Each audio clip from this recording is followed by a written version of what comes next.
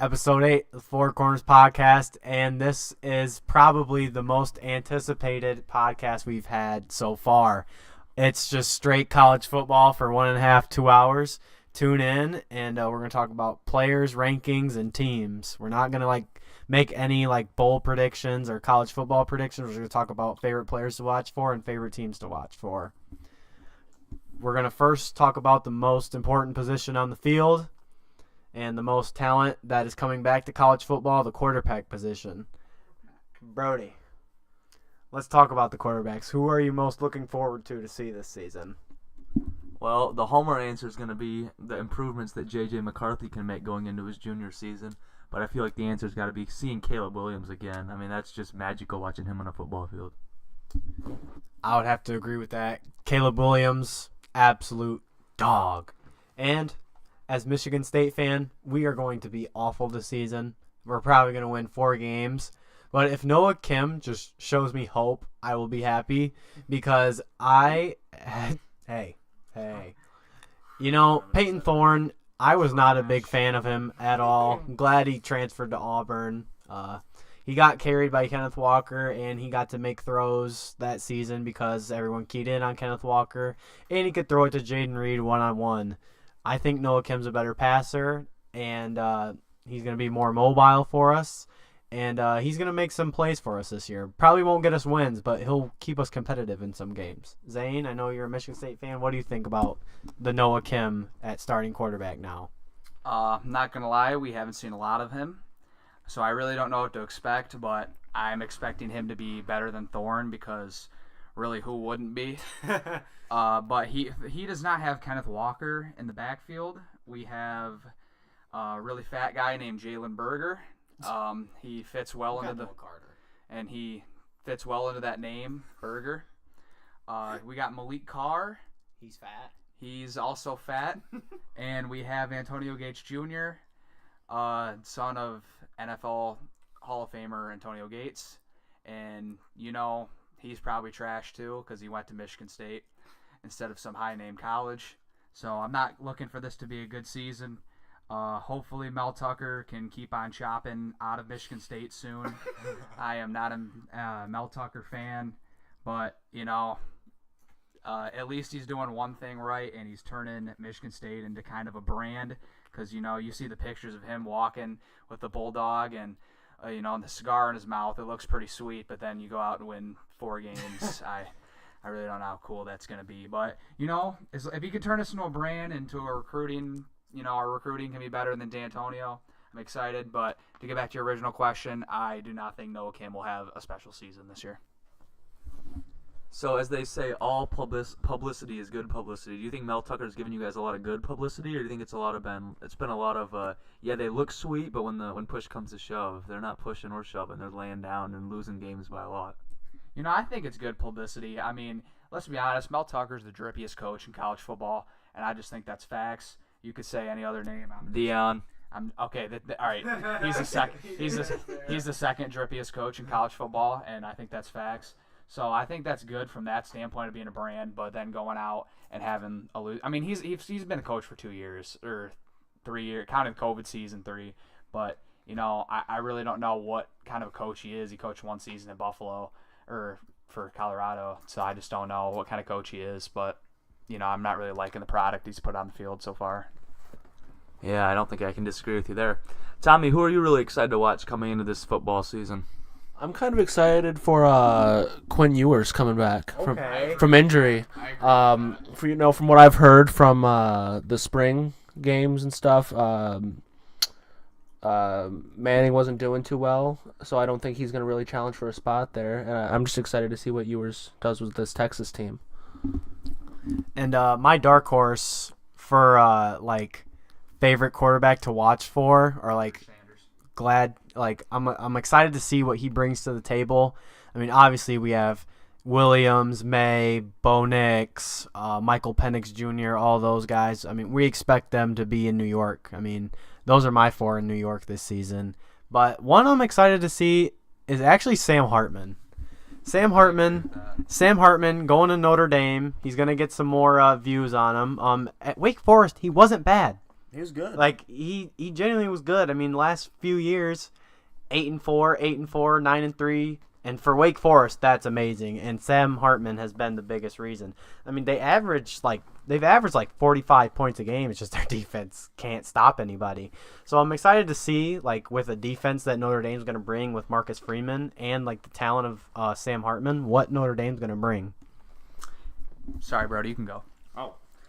So I wanted to give you guys 3 names that I want you guys to. Wait. Can I guess one? Are we rating them? I just want you guys to talk about them. Can I guess one? I was gonna bring up the name Jaden Daniels. Is that on your list? That was actually not on the list. I was going a little lower in the tiers than that. So my first name I'm going to bring up is Spencer Rattler. The second name I'm going to bring up is Drew Alar.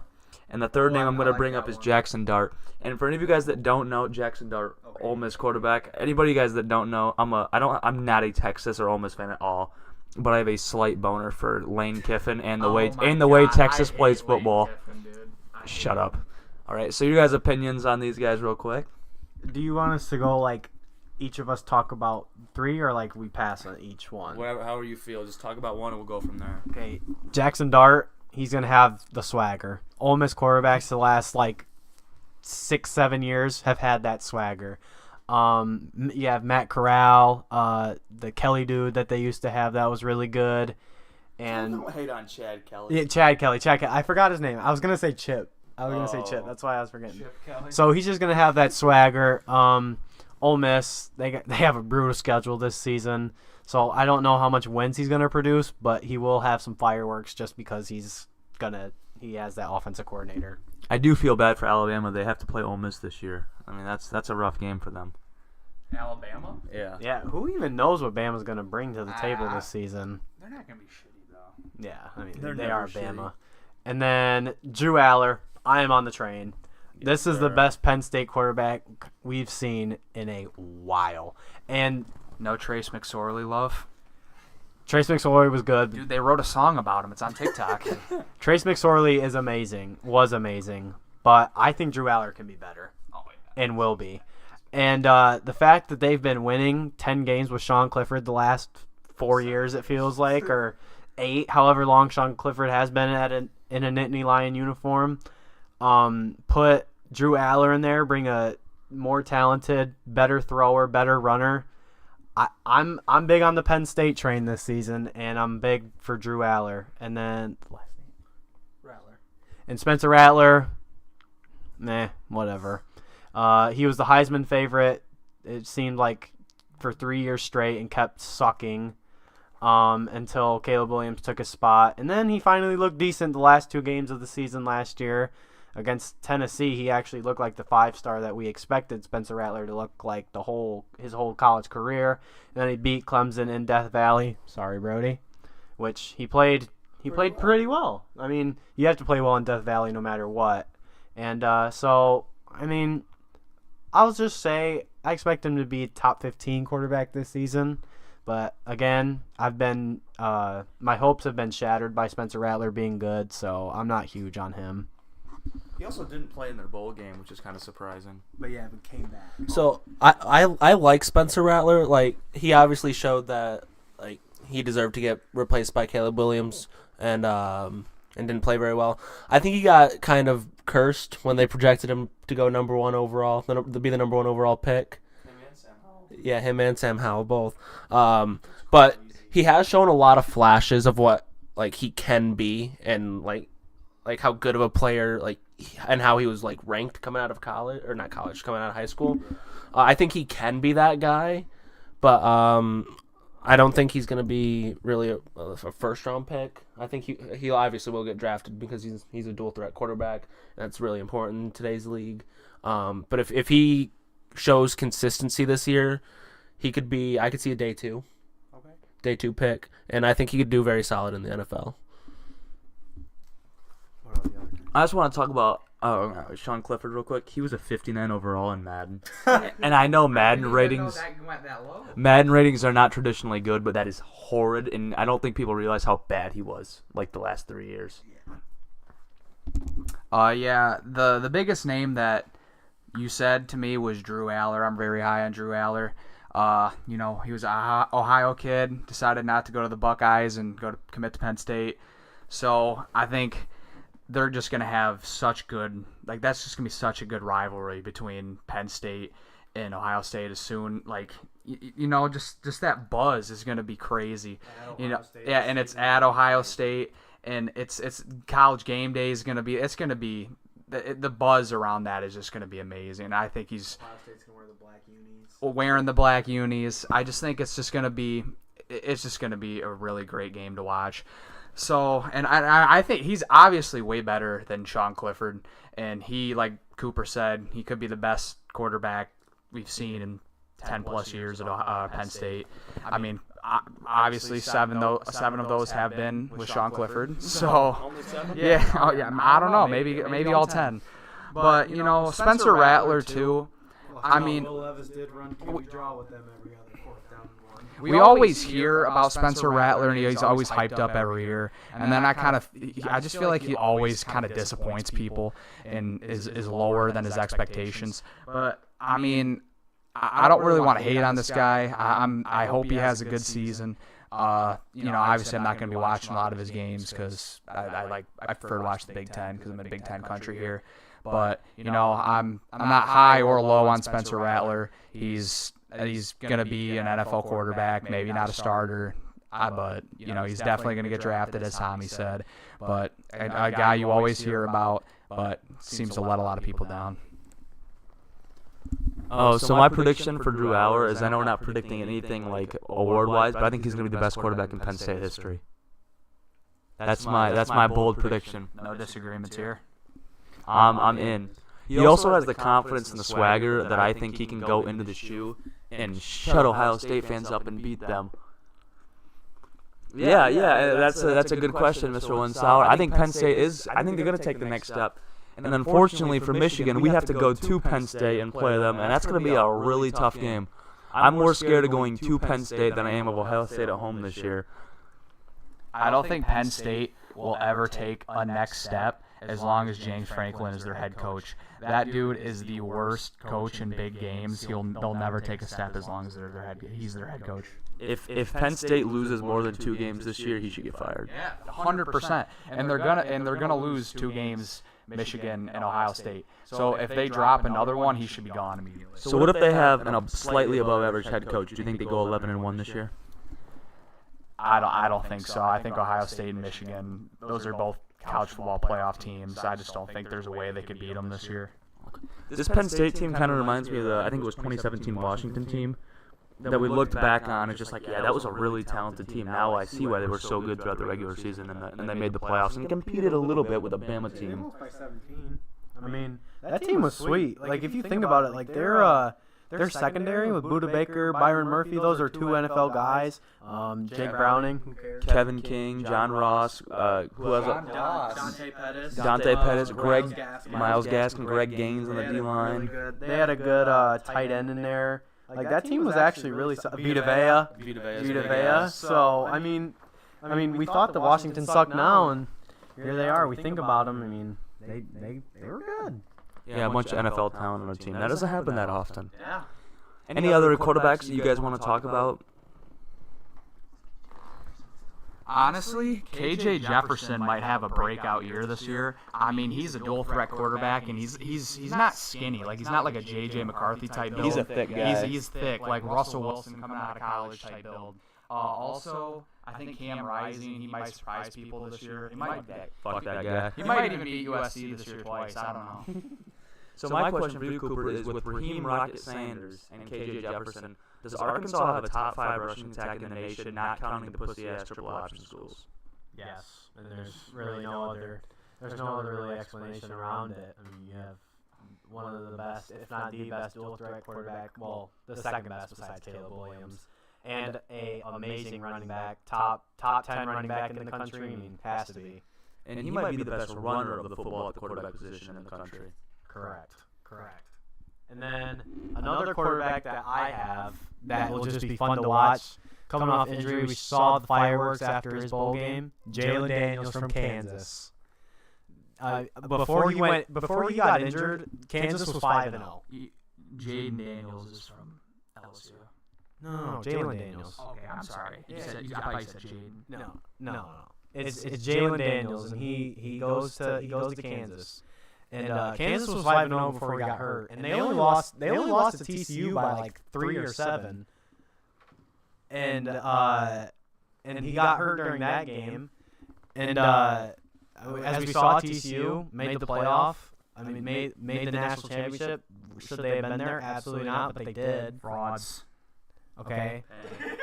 But and then we saw in the Arkansas game, Jalen Daniels, I mean, he had like 400 passing yards, 6 touchdowns.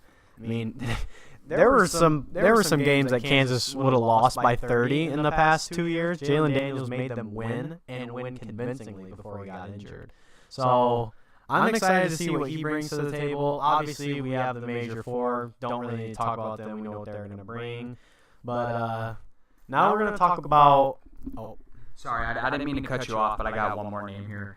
A name I can't believe we really haven't brought up yet or talked about is Jay Daniels from LSU. Wow. Okay. I think LSU's in the running to win the whole thing this year.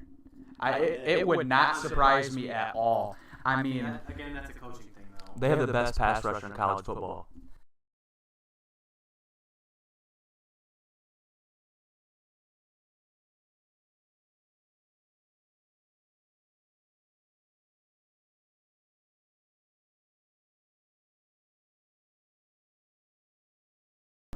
Hello?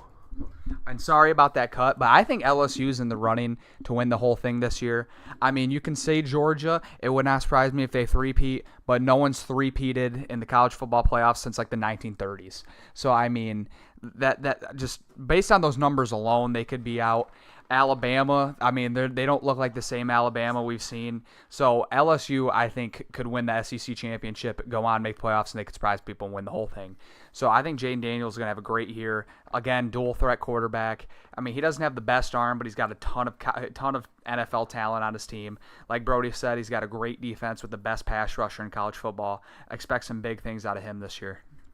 Neighbors and Booty. So another Booty's gone.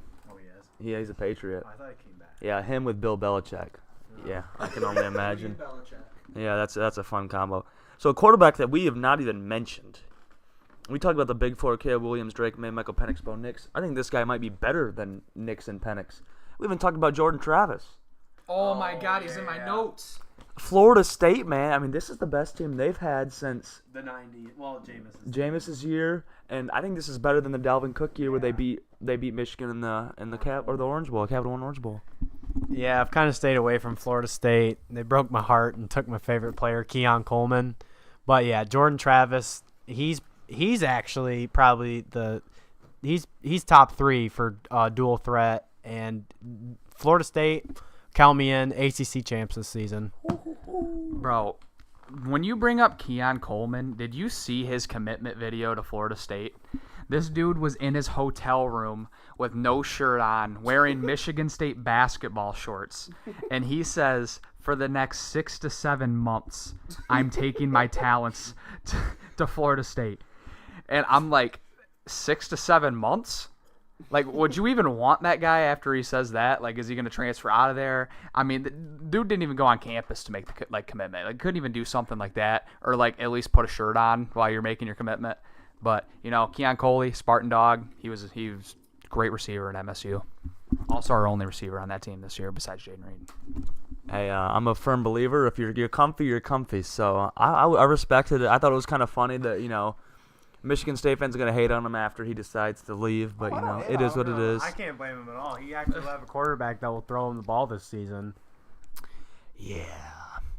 So Jordan Travis, you guys think they're gonna be good? I mean, we already talked about Cooper and Zane. Tommy, what do you think the Knowles and Jordan Travis can do this year?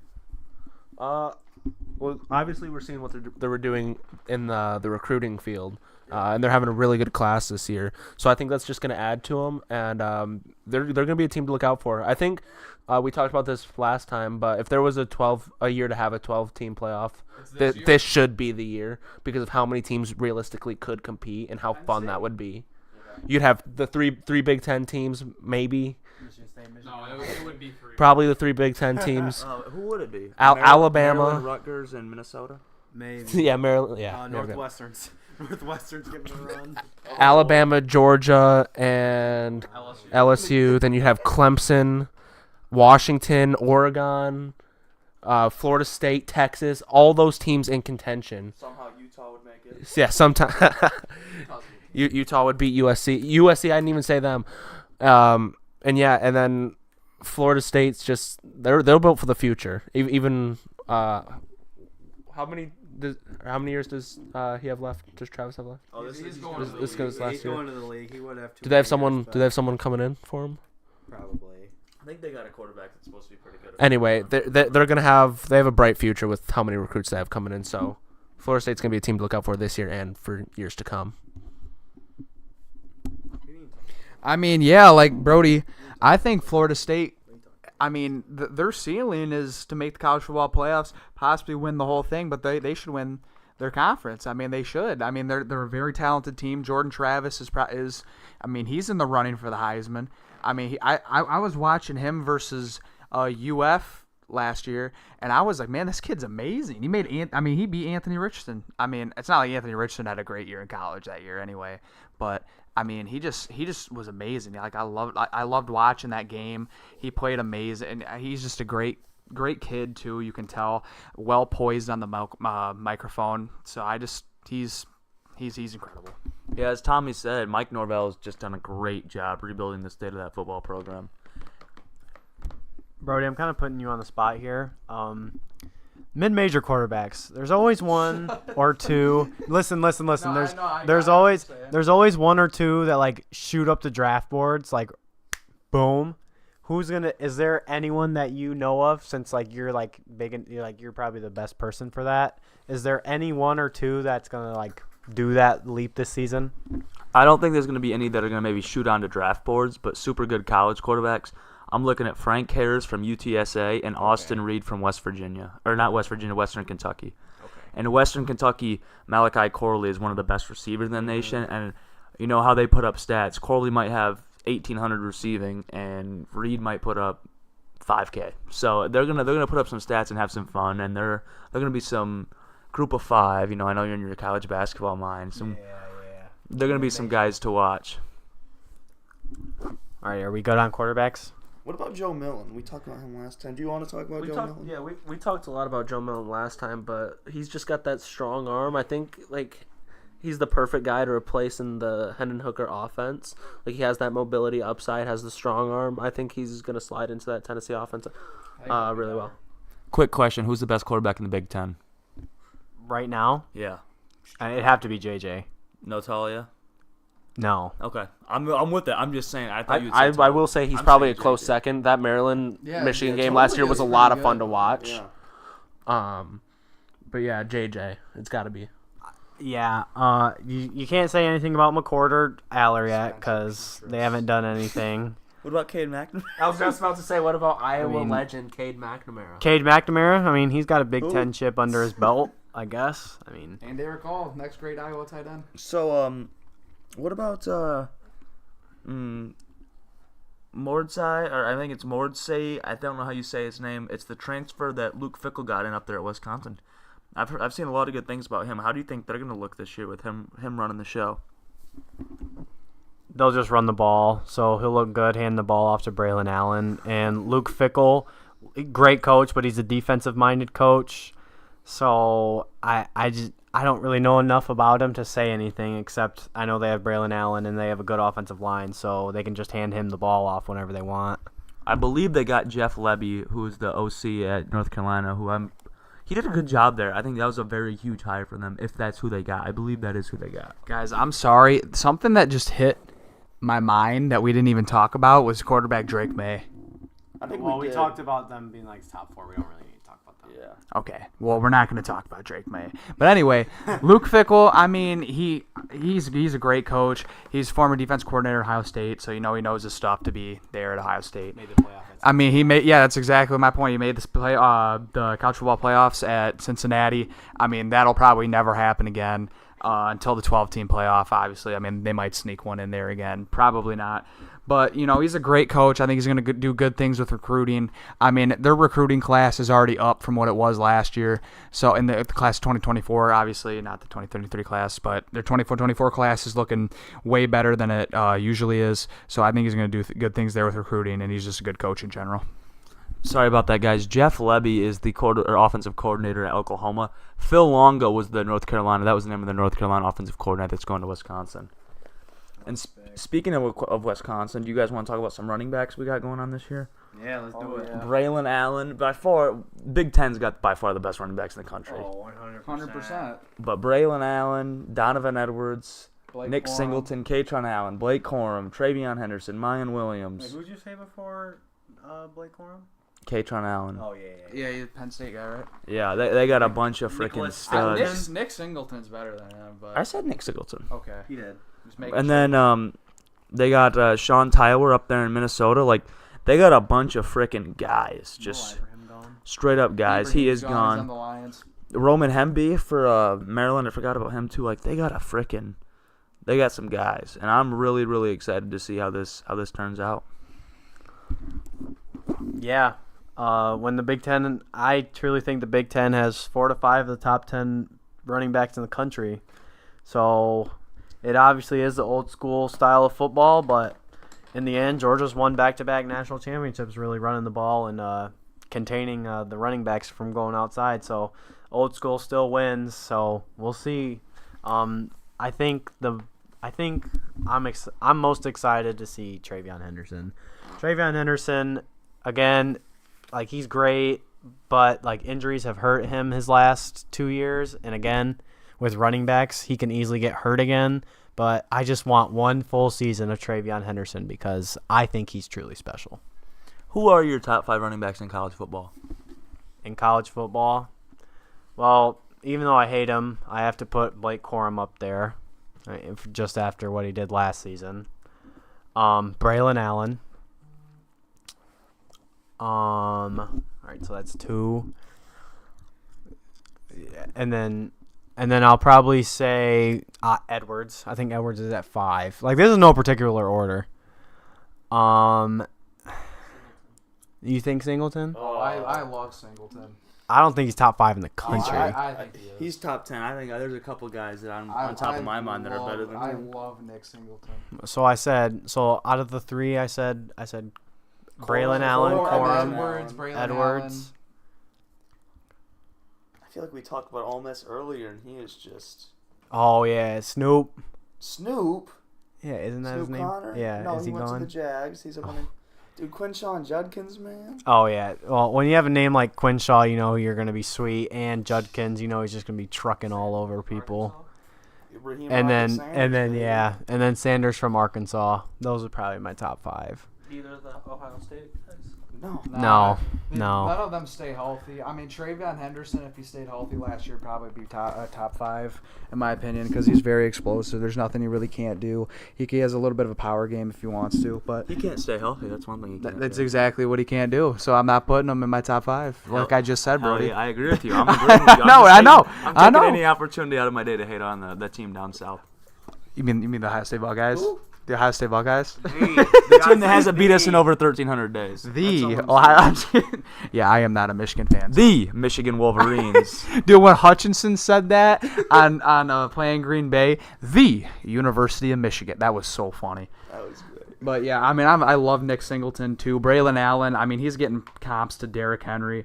I mean, I'm not saying he is Derrick Henry, but he's getting comps to Derrick Henry. So whenever you can get comp to Derrick Henry, I mean, that's a great sign for you.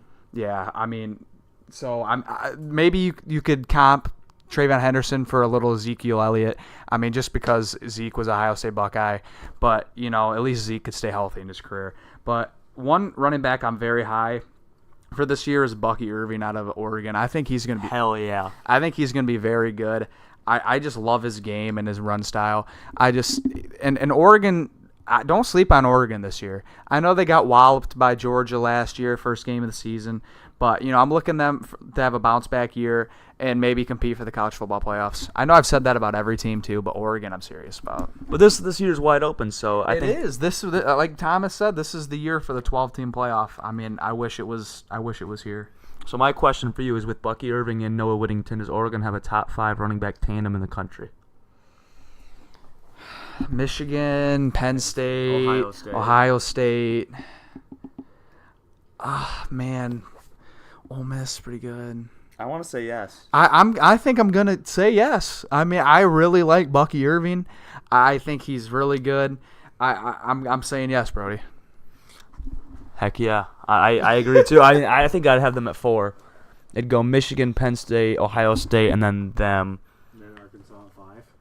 Well, we're not considering quarterback runs, and then I think, I don't know, Judkins himself, he just carries so much of the workload. They don't even really need a second running back. So it's like, I don't know. I'd keep it like that. So what are some other running backs you guys are looking forward to watching this year? Because for me, I got my eye on Trey Benson out of Florida State. I think him, Keon Coleman, and Jordan Travis, you got a trio right there that's gonna maybe bring Florida State football back to the promised land. Well, yeah, but that team right there, that's a really, really talented football team. If you're looking at other guys, and I got a name.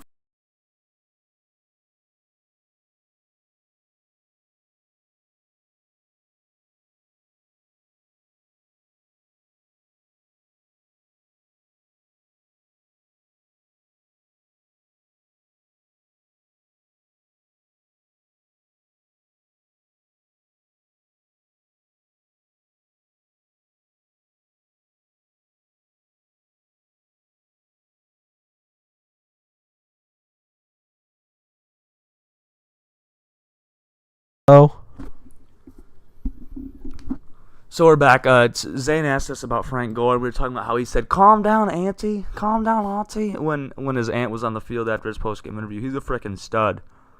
I got a couple for you. Jarquez Hunter from Auburn. He's getting a lot of hype. I know Big Game Boomer, I believe, ranked him as a top 15 running back. I don't know where he was. And then Will Shipley from Clemson. Who do you think's better between Will Shipley or Trey Benson? Will Shipley. So you think Will Shipley's got him? Yes, and I think Will Shipley will have a better statistical year than him too. I think I would agree with that because he's going to get the ball more.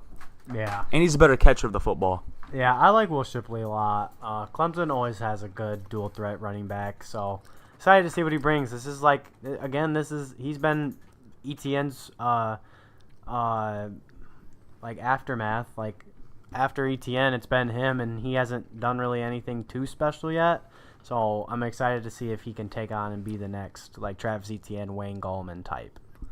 Well, speaking of Travis Etienne, how do you think UCLA's running back? How do you think Trevor Etienne is going to do this year? It's Carson Steele. I think he could be all right. Carson Steele from UCLA. I think he could be all right. He's pretty freaking good. And Yeah.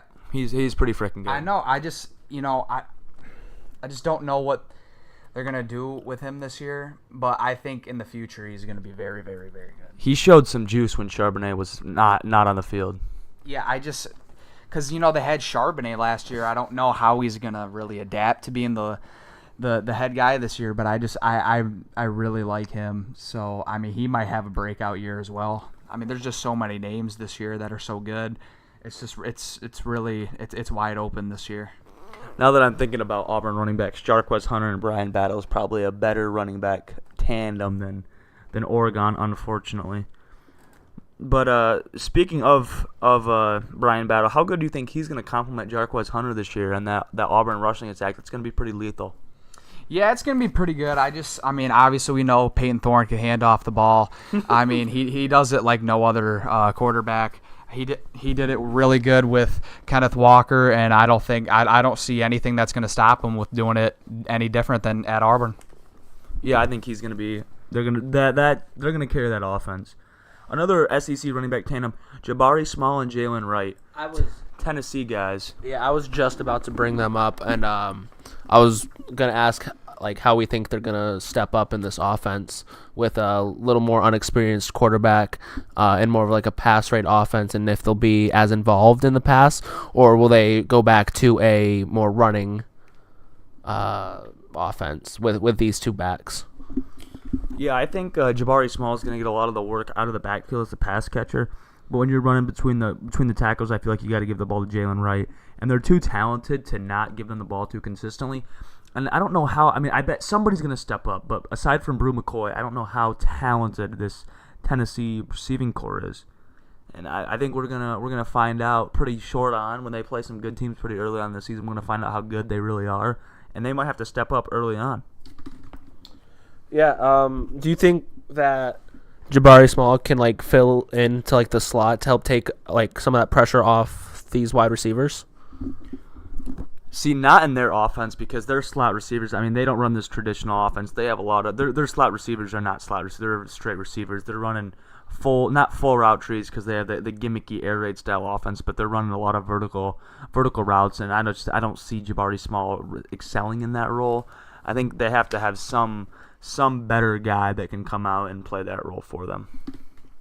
So yeah, we talked earlier about Tennessee possibly being one of those teams that we could see making a playoff push. So I guess it just comes to someone having to step up and fill in those roles. Yeah, absolutely.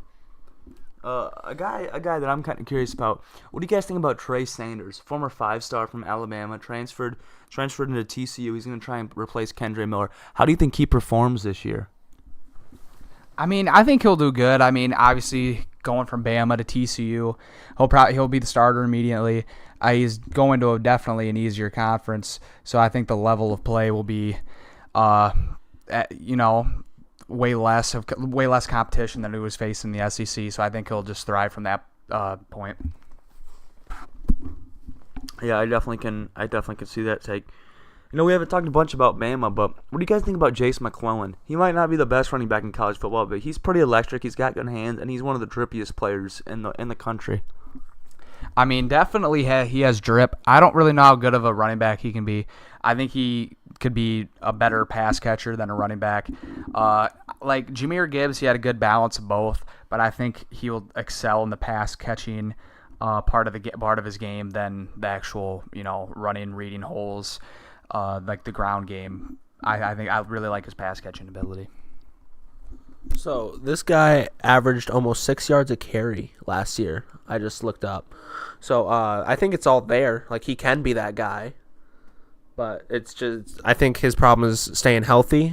Like I think he was hurt. I don't know if it was last year or the year before. So if he can stay healthy and then keep, he had 112 carries. So yeah, decent touches, and then keeping that yards per carry up, I think that could really help the offense. I think a lot of people are going to be super effective running behind Alabama's offensive line, especially when they're playing less talented teams. So I feel like we'll have to see. So if that will kind How's of Alabama's schedule? They have a tough schedule this year. they have the SEC schedule. They play a bunch of but shitty teams, like and then they play like some good teams. But like Georgia's schedule is like what, top 5 and like the softest schedules. Like no, that's not even me saying that. Like being, I think ESPN ranked them like one of the top 5 easiest schedules. So I'm just saying Georgia's gonna have a hard time not being undefeated going into the SEC championship.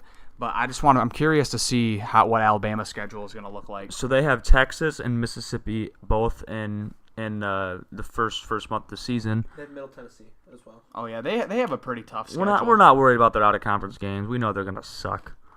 They got to go to That's A&M, everybody, though, to A&M, and then they have Arkansas, Tennessee, LSU. That's a gauntlet, but they're all at home. And Kentucky at Kentucky. I mean, I know Kentucky's nothing special, but you're still going on the road. Well, yeah. Then they go to Auburn to end the Chattanooga, season. dude. That'll be interesting. Jace will do good depending on the QB. Yeah, I don't really know who's going to start at quarterback for Alabama this year, but I think Jace is a pretty good football player. It's going to be the guy who transferred out of Notre Dame.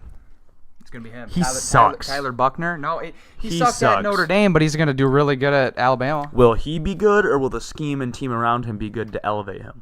A little bit of both, but it's definitely going to be more the scheme than Tyler Buckner. I think that was super terrible by Nick Saban. I think Tommy Rees was an absolutely horrendous hire. Nobody, and I mean nobody, not even Notre Dame fans were calling him good as an offensive coordinator, and then people were trying to rank him as a top 10 OC after he got signed or hired by Alabama. I think that's blasphemous. Yeah, everyone just loves young college offensive coordinators, and their quarterback recruit that they did have 2 years ago, the sophomore, I do expect him to be the number one guy, not Tyler Buckner, but Jalen Milroe. I do expect to be QB1 for Bama this season. But who knows? I mean, this is the most questionable Alabama team in the last it feels like 30 years. So we'll see. I mean, in the end, if the quarterback can hand the running back off to the ball, I mean, we see what great running backs can do for a team. So The only reason I think Tyler Buckner will be the starter is because, he had to come to Alabama for a reason. I mean, this guy's a starting quarterback in college. He's not some scrub like you guys are making him sound. I mean, he's not the best. I mean, he's not Caleb Williams. He's not Michael Penix Jr. But he's got to be going there for a reason. Like, Saban had to tell him something like you're getting the job or something, because like he probably had a lot other places he could have went to have a starting job. I mean, he's not DJ Ugalele or whatever that dude's name is. See, I think that's kind of weird to me because I know a lot of Notre Dame fans wanted Drew Pine to start. Like, neither of them were very good. I know Pine. Notre Dame fans just hated on their whole offense last year. Pine, Buckner. They hated on all of them, and I don't think there's a lot of talent there. And I don't think Tommy Rees is that good. So I'm curious to see how that goes. So yeah, I'm gonna agree. Like, I don't think Nick Saban's the type of coach that promises roles to quarterbacks coming in. Because you look at their teams in the past. You had Jalen Hurts. You had who else? Tua, Mac. All on the same team, and they were all coming in. And I'm sure they were all said they would get playing time at some point. But you can't promise all of them a starting job. Now, granted, they're all in the NFL now, but like, he's not going to promise every single one of those recruits to play coming in. So maybe he said something to him, but I just don't see Nick Saban as that type of coach. See, I just have no idea why he would go to Alabama then. Like, he could have just went to, like, easily somewhere else and started. I just don't know why Alabama if he didn't think he could start, you know what I mean? But, all those are good points. I see what you're saying. I just think he's going to be the starter this year. Well, Pine was going to start at Notre Dame, as we got a comment. Pine was going to start at Notre Dame. And I think there's a huge difference between thinking you can win the starting job and winning the starting job. Because the bottom line is they're going to make a decision between him and Milroe, but he's got a huge advantage because Reese is going there. I mean, that was his OC. I think that's got to be the first thing you look to as a reason for transferring. Right. I mean, so bringing him in, I just think it's his job. I know you guys can tell me different. I think it's his job. He went there for a reason. Like Brody said, his OC's going there. I just think it's his job. And, he went to Notre Dame, so we know he's smart. So I think Nick Saban likes, like, Bryce Young, very smart quarterback, Jalen Hurts, Tua, all very bright individuals, smart quarterbacks. I see a connection here. I mean, he went to Notre Dame. You obviously know he's a smart guy. I think it's his job to lose. Cooper, any thoughts? Oh, yeah, I forgot about the Sam Hartman starting at Notre Dame. Oh, 100%. That's why. But Drew Pine was the starter last year. That's why I got that mixed up. Yeah. nothing to really say. We're on the receivers now. Yeah, so speaking of receivers, anybody at Michigan State that you guys are looking forward to watching this season? Ha, fuckers. We did. We did until, our only good player on our team just transferred on us after the spring game. Trey Mosley. Trey Mosley could have an 800 receiving yard season with probably 4 or 5 touchdowns, if that. I don't really know. Maybe someone burst out on the scenes, but again, nothing too exciting at Sparty Land this season for football. We can't really say the same thing about Michigan either, because we are more of a run-heavy offense, but we do have a better receiving core than State. So you're a top 2 team in the country. See, I'm going to give a hot take that I really don't think is that big of a hot take. I think this year J.J. McCarthy will break the quarterback record at for most touchdowns in a season thrown at Michigan, because, I mean, I think it's like 24, right? And it's like by Chad Henning. And he only threw – so if he throws 25 touchdowns, that's the U of M record for touchdowns thrown in the season. So I think he's going to break that this year. And I also expecting for like the first time in a while, actually, a 1,000-yard receiver. I don't know if it's going to be Roman Wilson or Cornelius Johnson, but I think one of them will get 1,000 yards this year. You're going to hear the real hot take. So the guy that's going to eclipse 1,000 yards, it's going to be Darius Clemens, and he's going to become a top 5 receiver in the Big Ten by the end of the year. Boom, hot take. That's my take. I think he's the most talented receiver on the team, and I think he's going to step up. Kojo and Roman, as we got in the comments, we already know what they're going to bring, but we don't have an explosive X like we did last year. We don't have the guy that's gonna set out, and he's not only going to take the top off the defense, but he's a guy you can also, like, prototypical. He's going to be on the outside receiver. He's going to run your ins, your digs, your curls, your comebacks, your fly routes. We need that. And Cornelius Johnson is like half of that, but he's not athletic and explosive enough to do what Darius Clemens can do. I mean, also a guy who will get some receiving yards and some receiving touchdowns, Donovan Edwards. I mean, he can catch the ball out of the backfield too, and he can run some routes. So expect some Donovan Edwards. Don is that guy. Don is that guy. Yeah, Michigan's definitely going to take some of their lack of receiving talent and spread the ball to Colston Loveland and their super talented backs out of the backfield. Loveland. But yeah, I also think Roman is super talented and he's super athletic, but he's just capped physically because he's small. He's a deep threat, though. Yeah, is he? Yes. He's Okay, I I'm just- a Michigan State fan. He's a deep threat, okay? he's got the speed to take you to, but like if you're, he's a deep threat. I don't know. I think he's more He's of not a like he's Calvin more of your Johnson back explosive- in the end zone. he's more of catching your it. explosive slot receiver in my opinion than a true deep threat. Yeah, I think he just got the speed to do it. I mean, he's not going to be like Megatron, going up deep threat, catching it on Not two like people. Darius Clemens will, huh? Yeah, not like Darius Clemens, but I mean, he's got the speed. He's going to be a deep threat this year. So I'm not necessarily disagreeing with you. I just think you're kind of selling him short on his ability a little bit. Tyreek Hill prototype. Yeah, definitely not a Tyreek Hill prototype. He's a No. Hawaiian Tyreek Hill. No, I don't even care. Just no. That's all I have to say. I'm a fan of Roman Wilson too. I think he's great. I love that. YouTube channel. Yeah, and he absolutely trolls Ohio State after he wins, and respectfully so. I think he's a great receiver, but not Tyreek Hill. I don't even care if it's a prototype. Just no. Oh, James.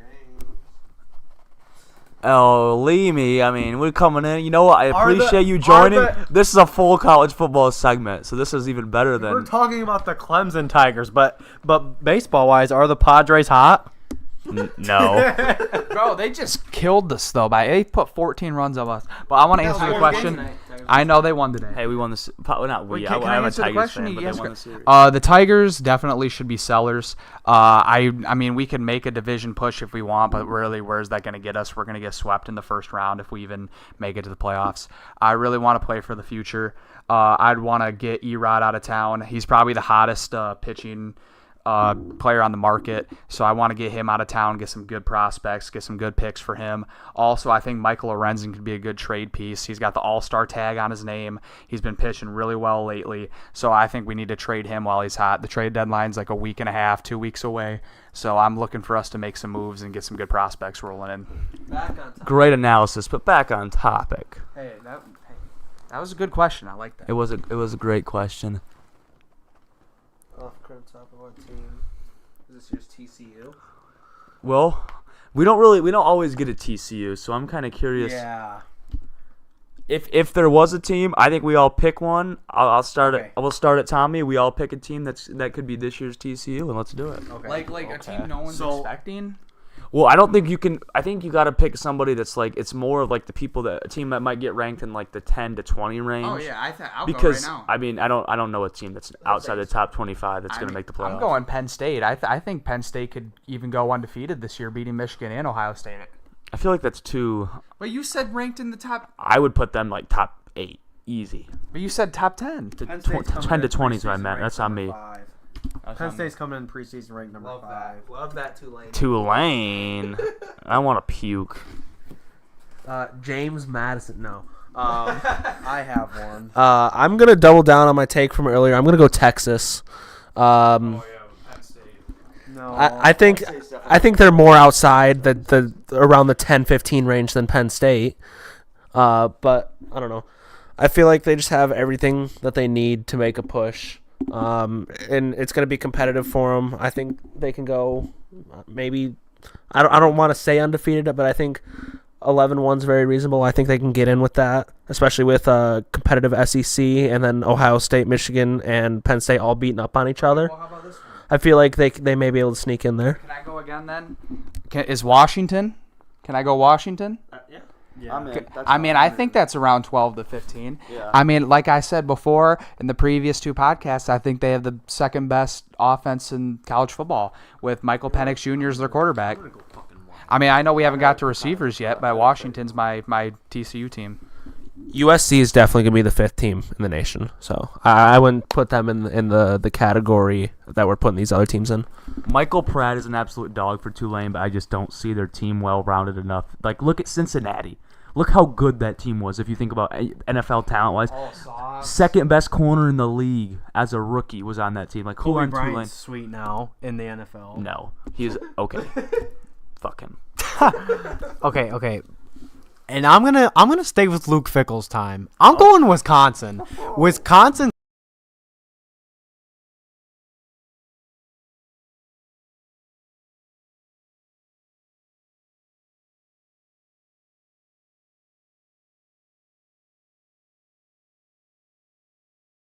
Whatever. Tanner Mordecai, right? Yeah, Tanner Mordecai. something like If that. he's that dude and can get the ball out, we know Braylon Allen is that guy, and their defense is going to be well improved.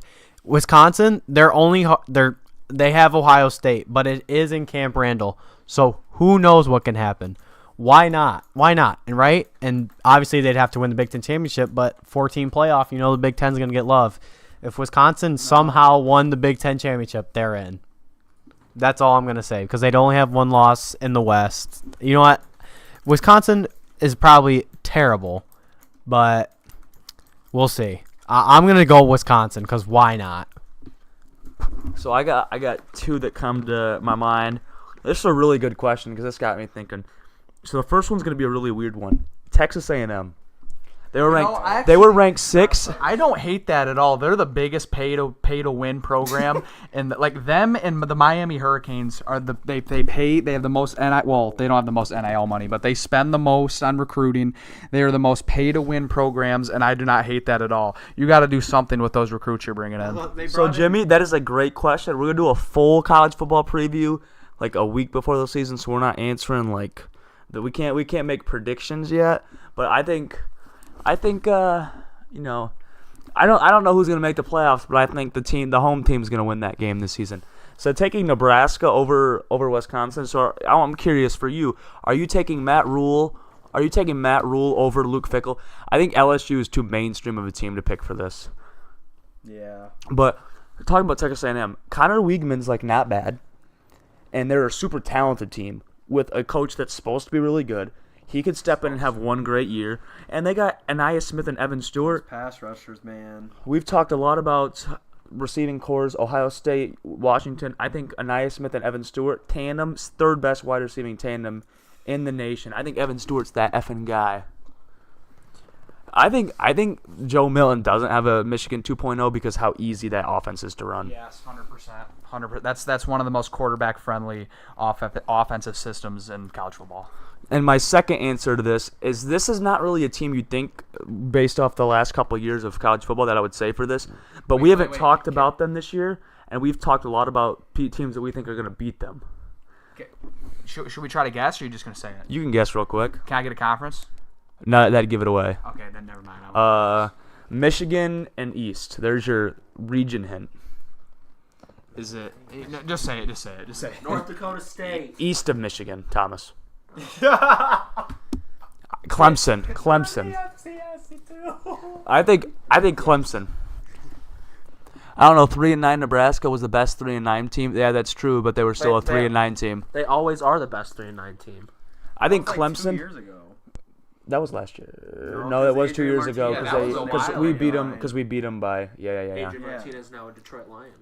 He won't be for long. He Don't will not worry. be a Detroit Lion for very long. But Clemson, I don't think Clemson's really that bad. Klubnik's good. No, don't get me wrong. I like the Clemson take. I just think they're too good for TCU. Like next I season. do- Okay, yeah, but I we do talk think- about Florida State, who might. I don't know where they're going to start off ranked. I don't think Clemson will be top 10. And Florida, we guys have already said how Florida State. You already said Florida State's going to win the ACC. Even we were supposed to make predictions. No, I don't So think I'm saying if that's your take, I'm going to take Clemson because talk about NFL talent. Andrew Mukabu, the safety, or Mukapa, I don't know how you say his name. Barrett Carter. They got another really good linebacker that I can't think. They're a D-line factory. They're going to be one of the best coach teams in the country. Like, yeah, they weren't even a top. They were what? There's Washington 13. at 13. Yeah, 13. So Tulane at 9. I actually do like. Now that I'm thinking about it, Clemson could be this year's TCU easily because a lot of people aren't even expecting them to be the second best team in the ACC with North Carolina. So, well, I'm just saying I know what you're people saying. are saying that Florida State and North Carolina are the top teams in the ACC. And like, oh, Clemson's dethroned. Let's see. I'm in on Clemson. I'm in on Clemson this season. And talking about some ACC football, I'm going to ask you a question, Cooper, because I know you know a lot about this. Jordan Travis, Trey Benson, Johnny Wilson, Keon Coleman. 4 stud skilled positions with one of the best coordinated offenses in the country. How many teams can say they have a better core 4, as you would put it, than them In the ACC or like in the country? Obviously, Ohio State. I'd say Michigan. Ohio State, Michigan. I can't name many other. I'd probably say Oregon. Oregon with their receivers and running back. Yeah. Okay. So other than that, nobody. And Washington could give them a push, but like if we're talking about Trey Benson's way better than their starting running back. yeah, and if we're talking about production already, it has to be Florida State over Washington. Believe me, that's a great take. Yeah. Oregon State with DJ Ugalugalaboog, but he sucks. Yeah, you guys can't see, but we're looking at last year's final rankings as we're talking about this. And I actually glanced at Oregon State as we were going through this list, and I saw they finished 10-3. And I was going to ask, how much did they lose, and are they bringing in anything special that can get them to that next level? They had a decent transfer class. I mean, besides DJ, like they still brought in other good pieces, but again, Oregon State. They went 9-3, won their bowl game, made them 10-3. I just think it's kind of a fluke year. And UCLA and Dante Moore, no, Dante Moore is a great talent, but the Pac-12 is just too star-studded, and the teams are just too much better than UCLA, in my opinion. But Dante Moore, again, he's going to be an absolute beast. And another, and we're gonna backtrack. We're gonna talk about. We're gonna go back to receivers. Another receiver duo that I'm excited to see this season is Texas's. Again, Xavier Worthy and A.D. Mitchell from they got him from Georgia. A.D. Mitchell was wide receiver 1 at Georgia because Brock Bowers was, but obviously tight end. So being wide receiver 1, basically George Pickens, but George Pickens was injured. So A.D. Mitchell's really been their wide receiver 1 the last 2 years, and they've been back-to-back national champions. And then, obviously, Xavier Worthy, my goodness, that guy has amazing speed. He can do whatever he wants on the field. Just sometimes he just doesn't catch it. But if he just catches the football, give me Xavier Worthy, top 8 receiver in the country this season. And I have him in my top 10. and so I'm gonna give Texas. Probably, you know what? I'm going to say it. Texas has the second best wide receiver duo in the country. So I'm going to backtrack quite a bit. Brody, I don't think you ever gave us your TCU type team this year. He did. You did? He said it was Clemson. Clemson? Yeah. Okay. Never mind. Clemson and A&M. Yeah. Hot take, since no divisions next year, they should move the OSU and U of M game to October so you don't have an NFL situation. We actually talked about this in an earlier podcast. We messed with the idea that maybe it's the first game of the year, but then that just kind of ruins I like that idea. ruins the hype. NFL situation won't matter. Yeah, I don't know. But with Penn State on the rise, I mean, maybe that kind of helps out. But it'll be interesting with the Big Ten because it's only Big Ten East teams that are really doing anything right now. So maybe they'll figure something out once this first year doesn't do too well. Yeah, no, really, to be honest, I think they should move Ohio State and Michigan to Halloween weekend. That would just be an absolute vibe. We'd go up to Ann Arbor if they won. 100%. And then after that, one of the teams can probably just play Michigan State at the end of the year to where like people like stay entertained, but like obviously the team will win. But yeah, why not? After the divisions are gone, make Ohio State Michigan the Halloween weekend every single weekend. So I want to ask Brody a question about Ohio State. I mean, we all know Brody, big U of M guy. I mean, he'll tell you straight to your face. He hates Michigan State. He hates Ohio State. Biggest U of M fan I know. So what are your thoughts on Julian Fleming? Do you think he'll get replaced this year by Jaden Ballard? I'm very high on Jaden Ballard. And do you think if Michigan wins this year, that'll be 3 straight losses for OSU? And do you think Ryan Day will get fired? I'll let Tommy take it first, and I'll answer your question. Okay. Just to back up Zane's point on how much Brody hates Ohio, we went to Cedar Point. What was it, last year? And he wore 2 years ago. He wore a shirt. I'll let Brody say what that shirt said. It just said Ohio sucks. Oh, I thought it said something else, but yeah, Ohio's. Not what it said. I know what shirt he's talking about. It might have said fuck Ohio.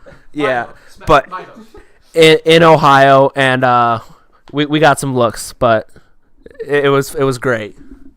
And before Brody has an amazing take on this Ryan Day situation, Leamy, we did talk about Noah Kim at the very beginning of this podcast. Again, we expect some great plays, great highlights, but again, nothing special from Michigan State. Leamy, I'm sorry, man. You should expect to post that crying Mel Tucker that crying Mel Tucker meme a lot this year, or Michael Jordan in a Sparty helmet this year a lot until basketball season, because our basketball season is loaded and we're gonna win a Big Ten championship there. But Yeah, you guys. on to Brody. You guys will be really good until you come to the Chrysler Center and deal with the best student section in college basketball. And Hunter Dickinson. Oh, never mind. Not Hunter Dickinson. And that's crazy. We've been more national championships in the last 10 years than you guys, but so much for you guys being a blue blood, huh? How many did you win? Anyways, same amount as you guys have. I'm just saying. So, Ohio State.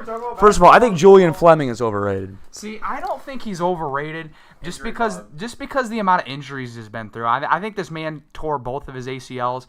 So, I mean, he hasn't really seen the field much because of injuries, but he's not the 5-star number 1 wide receiver prospect in his draft class, or his recruiting class that we're expecting to see. But I don't think he's trash by any means. Well, that's why I'm calling him overrated. I mean, he was rated higher of Emeka Ibuka, and look where he's going to go. He's going to be a top 20 pick in the draft, top 30 pick in the draft, more than likely. But when you talk about a guy that tore both of his ACLs and he's playing such a valuable and such an athletically needy position, he's lost a lot of juice. Like, there's not really another way. The injuries you can tell that they've hurt him because he's lost a ton of juice. And when you expect Jaden Ballard to replace him this year? I think they're gonna split a lot of snaps. They don't put Carnell Tate plays a different position then. He's Julian Fleming plays the slot the majority of the time. Ballard's good. I think Ballard is he's probably one of the fastest receivers in college football this year. He's a dog. He's a dog. So here it comes with Ryan Day. So they lose again. I don't think the thing is what happens if they lose and make the playoffs again. Exactly. But you can't fire them. But the rivalry is so serious that they fired Jim Tressel after going 0-3. But I think since they kicked our ass for so long, for like the last 15 years, I think it's bought the Ohio State coaches more of a leniency, right? If we win next year, so then Brown and McCord comes back for their second year. I think and they come back. To the NFL and Brown will be the starter. So Brown has another year of experience and comes back ready to go, right? And they lose at home. I think that's where they might draw the line. I don't think this year's the year. See, like, I do agree with that. I don't really know how you can fire Ryan Day. I mean, I know how you can. It's the biggest rivalry in college football. I mean, it's called the game. Like, it's the game for a reason. Biggest rivalry. But, I mean, he's lost, 4 Big Ten games in his life, and 3 of them will be to Michigan. So it's like, how would you fire a guy where basically all of his losses as a head coach have been in the college football playoffs? So I think you can rehire a guy that's been on third base. I mean, you can hope to hit the home run because he might not do it. Hey, speaking of a guy born on third base, Juwan Howard is now looking the best at the University of Michigan. But we can actually have a talk about this. I think it'd be a mistake to fire him, and that's a whole different play. We're not even gonna get into it. Okay, we won't get into because it. we Wait, can I can't. keep talking? We're talking about Juwan or Ryan Day? Joan. Okay. But see, John Cooper, who was he had I think he's won 2 games against Michigan in his life, but at least he had like 12 cracks at it. You know what I mean? he was like 2-10 against Michigan, and he was a good coach. He's just like Ryan Day, he just can't beat Michigan. So, do you give leniency like John Cooper got, or because, and especially you know that the 12-team playoff is coming, so you know you guys are going to be in the playoffs every year. Do you fire him after this year? Because why would you want a new coach going into the college, like, because you know you're making it next year? So would you fire and have a brand new coach knowing you're going to make the playoffs next year, even if the playoffs weren't guaranteed this year? I don't know. Just something to think about. Yeah, that's a great thought provoker.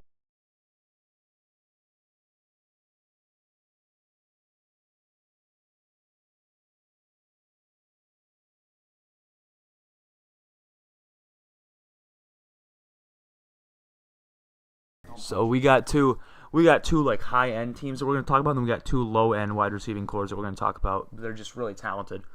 So USC, Dorian Singer and Mario Williams. Dorian Singer was an absolute stud from Arizona. You give Caleb Williams and Lincoln Riley that. Like, Jordan Addison was great. You get Mario Williams back and Singer to replace Addison. That's better than last year. Mario Williams was more productive than Jordan Addison. I get teams were scheming against Addison, but Mario Williams was playing that Jordan Addison role that Jordan Addison would if they wouldn't have schemed for him. So, I mean, fight on this season. And then this is what's as fast as Jordan Addison though, on and off the field. Oh no, we aren't going there. We aren't going there. not yeah. We're gonna try and cut I it. just got that at 4 a.m. though. My question for you: how dangerous does Georgia get with Dominic Levitt and Ladd McConkey? Those are probably 2 top 40 receivers in the country. Thomas too. I'm not really worried about Ra Thomas because know. they have Brock Bowers as well. That's what freaks me out. But when you give Georgia that receiving core, And I think their quarterback, I forgot what's his name, Carson Beck. Carson Beck is going to be a better thrower than Stetson Bennett. Like, he's a better passer. He's by far, I think he's way better than Stetson Bennett. So why not Georgia air it out this season? Make Georgia a different season rather than just running the ball down teams' throats. yeah. So that's scary because when you play against a team like Georgia, you got to stack the box because they're so physical and they have such fast weapons. But they're such skilled running backs and they can hit the edges, but you have to stack the box to keep that contained. When they have guys out there, like Ladd McConkey's really not that guy. But he gets the job done. Well, I'm talking about like I was Julian talking about Edelman. like he's like a slot guy, but I'm Yeah, talking yeah. about when you got a guy on the outside, Dominic Levitt, that can win one-on-one. Yeah. That's an issue. So you said Big Ten projected 4 top 10 defenses in the country next year, and Ohio State's not one of them. Wait, can I say something? I just think that's straight up wrong. I think Ohio State has the ability to have the best defense in the Big Ten. They definitely have the most I mean, talented. their defensive line this year can be very, very good. I mean, you got Jack Sawyer and JT Tuimoloau coming off the edge, and you got Michael Hall Jr. up being in the middle. I mean, in your cornerbacks, you got David Igbuson, transfer out of Ole Miss. Burke's better. Yeah, Denzel Burke. And then Tommy Eichenberg. And then Tommy Eichenberg, Steel Chambers, and then you got 5-star CJ Hicks coming off the bench. I mean, you got a lot of depth. Sonny Styles, and then they got his brother Lorenzo Styles, both come into play safety. Sonny Styles, 5-star. Lorenzo Styles transferring from Notre Dame. He played wide receiver at Notre Dame. He's transferring to become a safety. And then they also have Jihad Carter, which is there's rumors about him playing the nickel, but he's transferred from Syracuse. He's a 4-star transfer rating from Syracuse. I think they could have the best defense in the Big Ten. Yeah, so we looked at the list. We saw Wisconsin and Iowa ranked above Ohio State. So I have a opinion on Big Ten West. I think it's just pathetic. Their stats are great, and then they play a talented team from the East and normally can't hang with them. They're too talented. Big Ten West this year. When you see Sorry, Iowa, we won't when do you that. see Sorry. Iowa defend teams for 7 points, and then they make it to the Big Ten championship at 8-4 and give up 42 points to Michigan. Who wasn't that good offensively? Yeah, I mean, there's nothing else to really say. Jack Campbell, baby. Oh crap! I forgot what I was gonna say. Oh, But yeah, I don't know. So, wasn't it like 4 weeks into the season, Iowa's defense was outscoring their offense though? Well, they outscored Yeah. them like 4-3 in the first game of the season. Iowa's got good cornerbacks, but I'll say they Cooper DeHeen's really good. they intercept everything. Illinois might have had the best. That Illinois game was scary. They might have had the best. Oh, you guys lost that game. Secondary. You guys just No, in the me, country. They were the And, best. They were me the and best Brody. coached defense in the country last year. I fully as believe much that with as I Ryan don't Walters. Like Brett Bielema, I mean, he's doing something he there. takes No. up half the sideline. Ryan Walters. This was all Ryan Walters. This was not Brett Bielema. I am but he's- fully on the Ryan he's Walters building train. something there though with his recruiting. The next Illinois. Do you not think so? next Illinois DB out of the draft? Let's see who it is. I do, but I think Didn't his their he just quarterback lost coach his just leave, coach. though? Yeah. No, Ryan Walters, their DC. He was the mastermind behind their defense. The coverage rotations that they did on the back end, and granted they had 3 NFL guys, which is really rare to see in one secondary from a school like Illinois. But their coverage rotations, they were doing shit the NFL teams don't even do. And it's just like they were pulling this off. And Ryan Walters, I mean, they were one of the best coach defenses in the country. I think they were the best Where'd he coach in the leave Big to? Ten. He went to Purdue. Why did he go there? Money. That's wanted- he fair. wanted the That's job. a good reason why. And speaking of Illinois, though, Jerzon Nguyen, I don't know if you guys are super familiar with him, is he absolute stud. He's going to be a first-round draft pick. Is that I the think running back they got? No. he's the defensive lineman. No, because they got a new running back. I thought you were talking about the new recruit they got. I'm Oh, sorry. no, yeah. I'm talking about former or current player. Yeah, I got that you. guy's a stud. Okay. But Jerzon Nguyen, he might be a lion. This dude's an absolute dog. I mean, pass rush, run defense. I mean, I really absolutely love this guy's tape, and I think, you like him better than Michael Hall Jr.? yes, Okay. better run defender. Okay, that gives me a good. Better run defender. Actually, I did rank top 10 players in the Big Ten this year. He came in at 5. Highest ranked defensive player. Okay. Who's number 1? I like it. Marvin. Okay. Do you want me to just go through my Yeah, ranking? just go through them all. So number 1 we got, obviously, I'm going to go 10. Actually, I'll start with honorable mentions. Okay. So, Kalen King, Okay. Cooper DeHeen, Got it. Will Johnson, Donovan, Will Will Johnson. not at 10. Will Johnson's not at in 10. the top Wait, 10. who's No. 10 then? Really? We'll get there. Donovan Jackson, Tommy Eichenberg, I like Donovan. and I put Donovan Jackson twice. Guard from He's Ohio the State. guard from Ohio State. He's You sweet. know me. I knew, He's the I top knew of the 10 name. pick this year. Knew of the name. 10 I got Braylon Allen. Okay. I'm surprised he's not higher. 9 I got the Don. Okay. 8 I got Egbuka. Okay. So this is where bias might kick in a little bit. 7 I got Trevor Keegan. I like it. He's just really good. So much better. Keegan's just better. He You just know- plays a less sexier position. Yeah, exactly. And if I started all my honorable mentions, 11, 12, and 13 would have been King, DeHeen, Johnson. Zach Zinter up there? I don't know the order. Okay. Zinter's higher. Okay. At 6, I got the best edge rusher in the conference in Chop Robinson from Penn State. Oh, honorable mention, Abdul Carter from Penn State. Totally forgot to put him on there. Chop Robinson, best edge rusher in the He's so conference. good. He's so good. Jerzon Nguyen's at 5. Corum's at number 4.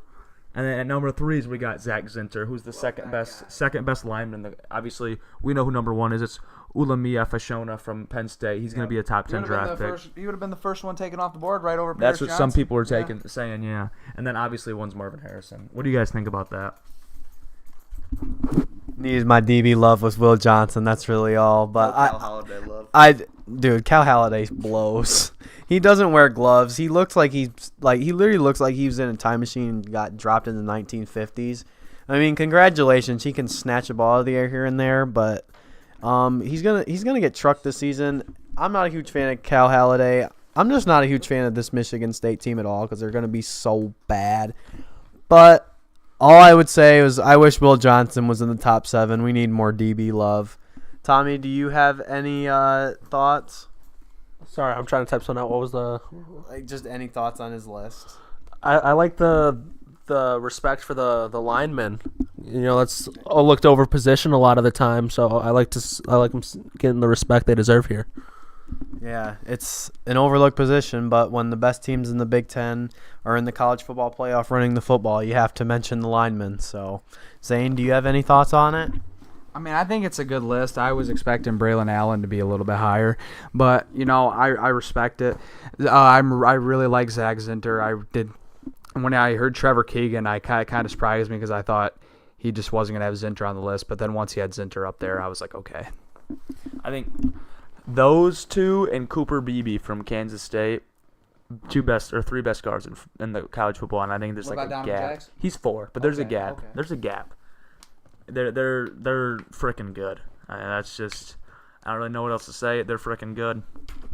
Yeah, he hit it. I mean, again, we need Say it love. one more time. Justice for Will. Justice for for Will, but that's about it.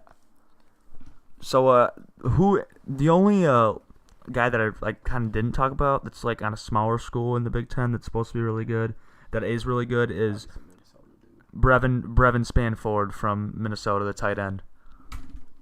Minnesota, that's all I really got to say. Dude, They're good. They're good for like one game at Minnesota. That like they'll play a good team, play them close, and lose by 10 at the end.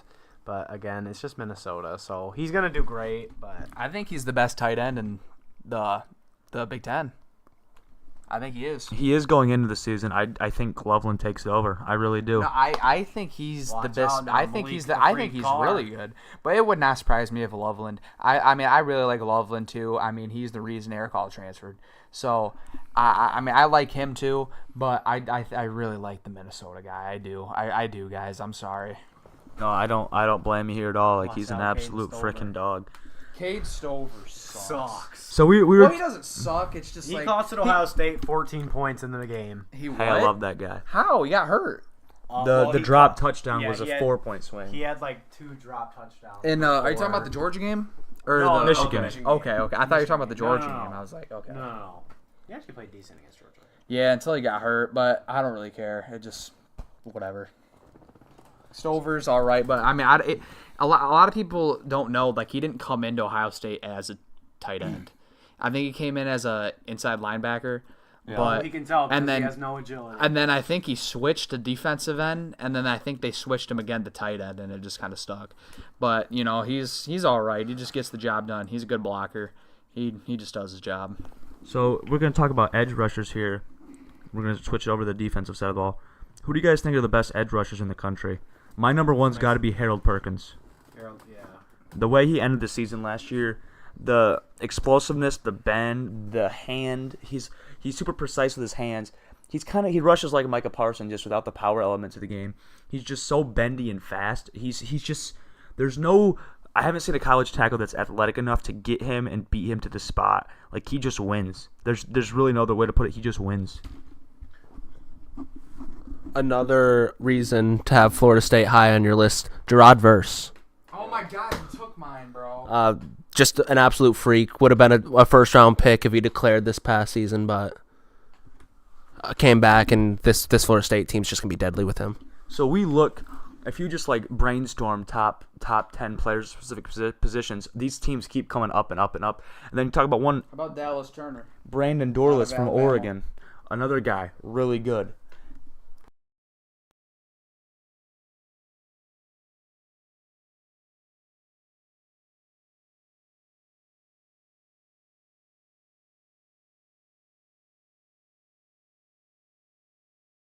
I really don't know about highest selected because I think that's a very tough position to just say who's gonna go because really who had Aiden Hutchinson going number 2 overall before the season and that 1 year who had Trayvon Walker over Aiden Hutchinson over that whole Georgia but defense. after the first like it was all Aiden Hutchinson going number one, and then it seems like the last 2 weeks leading up to the draft, it was Trayvon Walker. Thank you, Jags. So I think it's very hard to predict that, but it would not surprise me at all. I mean, we know the type of guys Alabama pumps out into the league. Yep. And again, we talked about Chop Robinson, but So good. He's got some counterparts. we do have to give mention to JT Toimololo. Tuimoloau, yeah. Tuimoloau, Jack Sawyer. or however Dude, he that's what I'm says saying, it, because I'm sorry, Cooper. I don't want to cut you off again, but watch out for Jack Sawyer this year. I think Jack Sawyer's going to do good things. I mean, he's like a Julian Fleming. He's a 5-star guy coming out of Ohio. I mean, this guy's been a Buckeye his whole life, so obviously he wants to play hard for his school. But he hasn't played – like they switched him to just pure defensive end this season, so that's all he's going to play. And he hasn't played that. He's played like outside linebacker. He's played like they called it the jack position because he just played outside of his position, like this spot they put him in last year. So putting him back to defensive end, I think he's going to do good things, and I think he's going to have a breakout year this season. Sorry, Cooper. All good. I'm going to bring up JT. Again, not going to pronounce his name. Braylon Trice, Washington. Again, other side of the ball. Washington. They're legit, man. They're Washington 10-2 season, bringing everyone back. Why not? And Zion Tuapulu Fatui. Is there? I don't know. I think I butchered that name, but he's he's a great wide he's the other edge rusher from Washington that's really freaking good. Nate McMillan's a great wide receiver there. They got tons of NFL talent on that team. They're my TCU pick that I answered earlier in the podcast. They're my TCU pick. They got a ton of NFL talent and not a lot of people. If you just look at them on paper, there might not be a lot of names that jump out at you, but they're going to be good this year. They're going to be legit. And again, hit it right on the spot.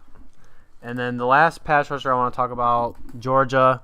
Again, when you have all of these guys going to the NFL, you gotta revamp that defense real fast. And Kirby Smart's gonna have them ready. And I think the next Georgia pass rusher that's gonna go to the NFL is their transfer coming in, Michael Williams. Absolute dog, absolute steal for Georgia, and he's going to be the reason why Georgia, again, is going to have a number one defense, and, of course, their safety, what's his last name? Tyreek Smith. Ballard. And Ballard, yep. He's the one that. He's the one, yeah. Marvin Harrison. So I'm kind of surprised to see no Jamin Dumas-Johnson love.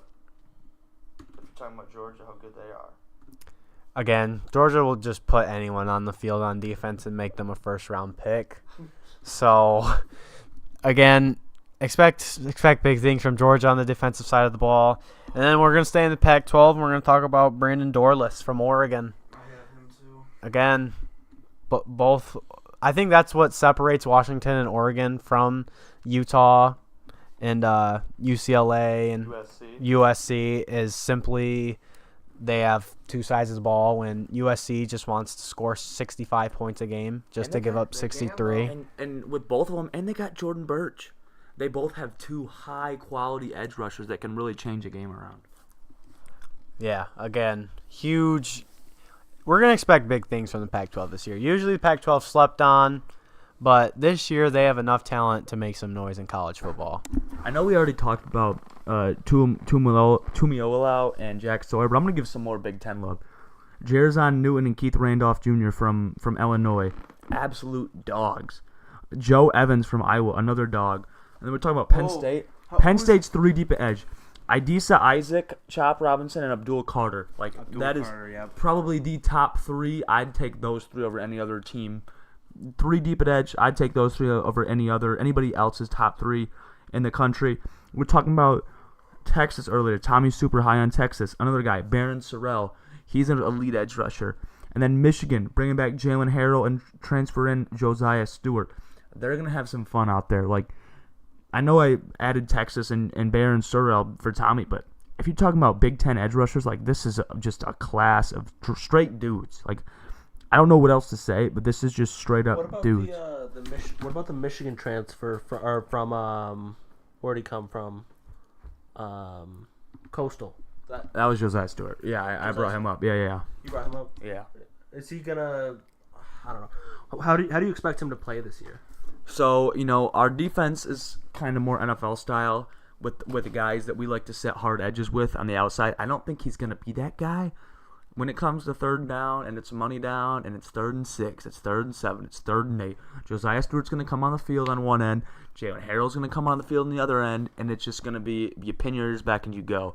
And a straight pass rush, this should be way better than last year. What about Jacoby Windman out of Michigan State? Who? Jacoby Windman. Oh, the dude that likes to jump guys in the locker room after losing a football game. I mean, he did do that, but he was competing. Did he not get suspended? He did. He did. He did. But I mean, he was competing with who's the Alabama guy that got drafted last year? Will Anderson. He was putting up crazy numbers in the beginning of the season. Like, he was ahead of Will Anderson in sacks. He was at the top for a while, and then he decided to swing his helmet and try to kill somebody. In the Michigan game, that was unfortunate. But he was a stud. He also did absolutely nothing against any good team he played. Just throwing that out there. Just saying, man. Just saying. He put up good numbers. But yeah, sure. But yeah, Sure, he did. You can't say he didn't put up good numbers. he was mid. He's mid. He put up good numbers. He did bro. put up good numbers against. You can't He was say very, didn't. very good against You UNLV. can't tell me he did, bro. Don't even start with that, bro. You guys. He was. I just complimented him. You guys played Hawaii last year. Yeah, I'm not bragging about player stats against Hawaii. That's the difference. What? We went to that game. We also got a picture with Zach Sinter. Oh, that's pretty cool. I can't hate on that. So do you guys want to move it on to defensive backs? I'm And down. round it out. So corners and safeties. So now when we talk about the Washingtons and the Oregon, this is where I'm a little more skeptical, right? I don't see, especially for Washington, off the top of my head, I can't name like some guys they got, right? When I think about Oregon, though, I do think about McKinstry, bro. Evan Williams. I do think about but he should be number one. Returner. He is the best corner in the country, in my opinion. Him or Aiden White. But back to what I was saying, like, I think about Evan Williams and the transfer from Bama, or I think it was transfer from Georgia, Kyrie Jackson. So Oregon's got some guys, and then they got Trickweezy Bridges. Trickweezy, that's a sweet name. Trickweezy Bridges. Like, they got guys. Washington, I don't know if they really have any elite secondary guys. I think that's where their team gets let down a little bit. And I'm interested to see how that can play out to affect them throughout the rest of the season. See, I know last year with Penn State, Joey Porter Jr. got a bunch of love. But how about Kalen King from Penn State? dog. He is a stud. I mean, he didn't get a lot of shine last year because, Joey Porter Jr. was playing. But he did some good things in coverage. I'm really excited for this kid. And Cooper DeHeen. Cooper DeHeen from Iowa. Yeah. Dude, I mean, Iowa pumps out some good DBs. I mean, I know people like to hate on all the white DBs they have, but they pump out some good ones. I mean, who was that guy that went Riley Moss? Like, he's pretty solid. I mean, I don't know if he's the last in the NFL, but he was pretty solid in college. Yeah, and then we were talking about Florida State earlier with Tommy. Renardo Green and Fentrell Cypress. Mm-hmm. I know how good Fentrell Cypress was because I turned back and watched a little bit of film on him because he was a transfer potentially coming to Michigan to fill their cornerback 2 void, which we still don't have a definitive answer for. He's a dog. And like talking about Florida State, man, they have just a well-rounded team of guys. So we're just raving about Florida State. We are, and then I'm gonna continue my love for Will Anderson. And if you guys know, I am by far the biggest Michigan State fan, like out of these 4, and like just in general, I would count myself as a absolute huge Michigan State fan, and I absolutely love Will Johnson, and rightfully so. I am a DB. Well, I was a DB, but when you have like the best corner coverage in man-to-man as a true freshman, that is saying something. And so they have at least 2 more years. Well, they will have only 2 more years with Will Johnson. But expect Will Johnson, I'm just going to say it, besides Kool-Aid McKinstry, Will Johnson will be the best corner in college football this season. And he will be the only corner this season that will be able to somewhat hold Marvin Harrison Jr. Tommy?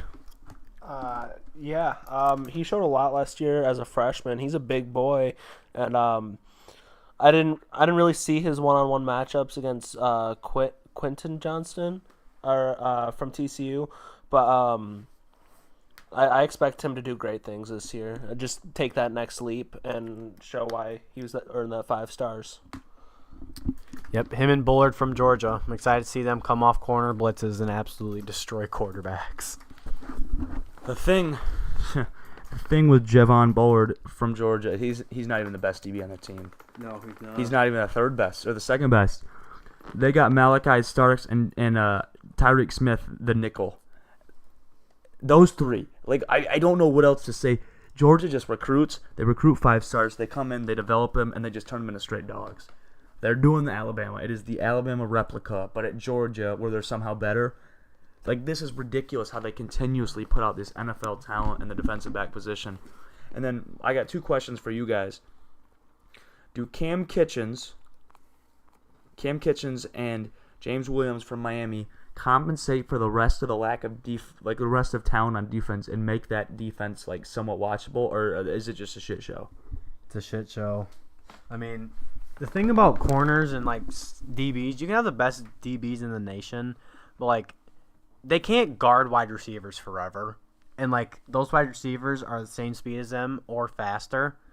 So they can't guard him forever. So the quarterback will still be able to, like, don't get me wrong, Miami could easily, like, quarterbacks against Miami, they might throw for 2 interceptions, but they also in that same game will throw for 400 yards and 4 touchdowns. That's what I say, just because. And then when you run the ball, I mean, they're gonna get 6-7 yards of play. So don't get me wrong, Miami, great DBs. Those guys are going to be NFL players, but again, I don't think they can hold up enough as DBs to compensate for their defense. And how good is Travis Hunter as a DB? He's a better wide receiver than a DB. Do you think he's good though? Yes. Travis Hunter, absolute dog, but I do think that he's a better wide receiver than DB. Zane, your thoughts? I know you're a big Travis Hunter fan. Like we all are. I mean, yeah, I'm a big Travis Hunter fan, but I mean, we're not really going to see him do much this year because 1, Colorado has a gauntlet of a schedule, and 2, they're Colorado, so I really don't know what he's going to do this year, but I really like Travis Hunter. You don't really see a lot of guys coming out who's going to play offense and defense like he's going to, so I mean, I'm really excited to watch him play. But yeah, that's all I have on Travis Hunter. So Tommy's got something sweet set up for us that he's going to show us real quick. So I think we all know college football, at least at the Power 5 level, is all headed towards like a 2-conference type thing. I think it's headed towards like a Big Ten versus SEC. But for argument's sake, I put 4 conferences. And I have, Make a list right now. and we're going to redraw the divisions. And I'm gonna pass you guys the mic, and Okay, so we'll go team by team. are we doing tiers or are we doing adding teams to their conference? This isn't tiers. This is redoing conferences into 4. adding teams into different conferences? Yes. Okay. So I think we do it so we'll go Cooper, you pick a team, then I'll do the next team, and then we'll Yeah. go in order. So Cooper's gonna lead us off with the Florida Gators. Where are they gonna end up? They aren't competitive in the SEC, so or they wouldn't be in the Big Ten either. So let's just put them in the ACC or Big 12 because I think they could be in the ACC. I'm not huge on Florida anymore. Missouri goes back to the Big 12 where they belong. I don't see Oregon State going to the SEC or the Big Ten, so I'm just gonna put them in the ACC or the Big 12. I'm surprised you didn't put them in the Big 10 with all the SEC or Pac-12 I'm teams. not putting them in there. I would have definitely put them in the Big Ten. I know I've done this before, and I've stuck them in the Big Ten. But moving on, A&M, I'm sticking them back in the SEC. Let's rejuvenate that Texas rivalry. ACC, Big 12. Nothing. No, Wake Forest absolutely sucks now. You know, they're gonna rejuvenate the rivalry with Clemson with joining the ACC. Okay. Isn't it your turn? I just picked. SEC. Oh, Arizona State. You just can't do much with them. We're gonna. I don't know. Let's put them independent. Why not? Put them in where? Independent. Independent. Yeah, Arizona State. I'm putting Arizona in the independent. They're awful. Too much tradition to make a move. SEC. SEC, obviously. Baylor. Big 12. Big 12, 100%. Yeah, they're. Yeah. Big Ten. There's just that. Let's add a row below. And then What are you gonna make that? I'm gonna make this Big 12. And then that one, Pac-12, ACC or Pac-12, maybe. I don't know. This was poorly set up. We'll just delete this. Okay. Just 4 divisions. Okay. I'll stick with Baylor in the Big 12. Okay. Independent. Big Ten. Ooh, I like it. I like that. Over Oregon State's crazy. I mean, we already have two California teams. I don't know why that's so Clemson. crazy. SEC. Yeah. I like that. I don't see that happening. In a couple years, this might change, but now I'm keeping them in the Big 12. Colorado State in the Big 12. ACC. I can see it going both ways. I'm going to put Florida State in the SEC. I love that. Georgia obviously staying in the SEC. Independent for Georgia Tech. Big Ten. Big Ten. I'm going Big Ten. Okay. Big 10. Yeah. Iowa State. Big 12. Big 10. Big Ten. I love that. Send them with them. Send them with them. ACC, Big 12. Oh, I wanted you to put them with them. Kentucky. way we wouldn't do that. Yeah, but there's going to be 20 teams in the conference. Big 12. Independent. That's a good call. Kind of irrelevant, right? Yeah, they have a good dual threat quarterback, but nothing else after. SEC, sadly. I want to be a dick. Big Ten. The U. Michigan State. The U. I think it's got to be Big Ten. That's 100% what. The U. Oh, 100%. I feel like this is an SEC team, No, man. because You could make listen- them. You could make that fun. Listen, they want to break. tradition. They want to break the ACC contract to join the Big Ten. There's already talks of them doing that. And the reason the Big Ten will do it is because the U is good at basketball with their football program, and then also the academics part of the Big Ten. That's why they would join the Big Ten over the SEC. Miami just made the Final Four in basketball and was the only team that played UConn actually decent. Yeah, that's the reason for the Big Ten. And Michigan State, down years here and there, but you got to keep them in the Big Ten. There's no other way to really put it. Big 10. SEC. I'm just kidding. Big Ten. Mississippi State. We'll go ACC or Pac-12 or Big 12. NC State, king of 9-win seasons of the ACC, they stay there. Going back to their roots to the Big 12. No way that would happen. All right. They suck. They're not leaving the Big Ten. They're Fucking Northwestern. I like this one. Big 10. We're going Big Ten, baby. that's definitely. So Cooper and I are going to switch independent. They're staying in the Big Ten. Well, that's gay as fuck. If anything, Ohio State would be like the only team that could go to the SEC just for how They just get smacked around. just for how they play. They would not. Nah, they suck. Like for they real. have enough talent. They have enough talented players. But that's besides the point. I like obviously Ohio State in the Big Make sure Ten. the mic's plugged in. Oklahoma Tom, make State. sure the mic's in. Oklahoma's going to the SEC, but they don't belong there. So Oklahoma State, Big 12. Big 12. Oh. They aren't that good. SEC. They already Ole joined Miss, there. SEC. Oregon, Big 10, baby. That's 100%. I like that. Big 10. Pitt, ACC, Yeah. Big 12. Big Ten. Spoiler makers. We like a good upset every now and then. Independent. They're a Big 10 football team when they're at their best. Stanford. Yes. Okay, good. I honestly Sar- like that. I'm Syracuse. trying to think of like tradition and like now too. Yeah. I mean, would Stanford would was Syracuse sweet. join the Big 12? I just put them independent. Yeah, that's a good call. Sean Tucker will not be pleased. TCU. They're gonna go back to the AC or Big 12. Whatever they're. I don't even know. TCU is in the Big 12. Please give them respect. Whatever. They didn't even win the Big 12 this season. But Tennessee, obviously SEC. Big 12. SEC. Big 10. North Carolina, I gotta stick with the ACC. Fair. See, I would have put them. SEC? I would have put them Big 10. I was thinking then Big 10, Because but to be honest, what I see happening is I see SEC getting Duke and we get UNC because I think because I think do that? no you guys made your like list. we're talking about football. That's the hard part Yeah. because you got to add all the sports. Yeah. Like when you put all the sports in, yeah, like North Carolina would probably be Big 10, but Because I think we would like their academic point, but also with their basketball program, with their football program combined, the Big 10 would like find that more attractive. But SC is going to be obviously Big 10. Utah's a tough Big one. 10 football I team. mean, I'd say. are they a Big 10 team? I mean, Big 10's got a lot of teams, but you know, I feel like that's kind of some bias. But I'd put them Big Ten. I think they're a Big Ten team.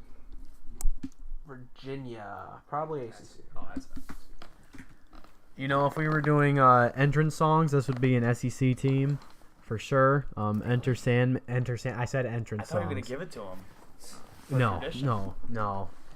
Again, they've been mid in their tradition. For, like, honestly, like, yeah, Frank Beamer was good, but keep him in the ACC. Yeah, they're not. This one's tough. I'm not gonna lie. This You one's know, really if tough. you put both the Arizona schools as independents, I'm gonna do it to Washington State as well. Oh, Washington. If Oregon joins the Big Ten, Washington's going right with them. Yep. Then West Virginia, I think they're gonna go with the Virginia brothers. And then Big Ten. Big Ten. See, should we Now, And do you- should Do we we wanna should we do edit any this a little changes? bit so it's not very? Okay, we got to put Florida back in the SEC. That was Is dumb NC of State me. in this? I think we put Florida back in the. I think Yeah. NC State would be a SEC team too. NC State. NC State would be an SEC team. Okay. Okay. Interesting.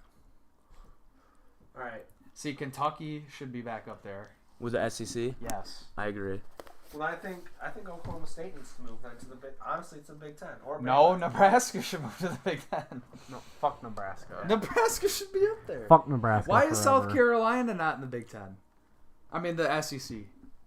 No, 'cause he said. Oh well, North yeah. Carolina. No, Yeah, the we do put- Gamecocks yeah. right there. Why are they not? If we in the want to SEC? rejuvenate the rivalry with Clemson, we have to put them in the same conference. Yeah. Okay. Oh shit, we put Clemson in that. Oh yeah, that's no, not you got, me. no, because you said that you made a good point. You're like, we're Okay. gonna rejuvenate. These are pretty even. Do we want to add? No, add Nebraska back so it's even teams Big Ten. Why? Because it's even teams of the Big Ten. Why, dude? They're I no like good.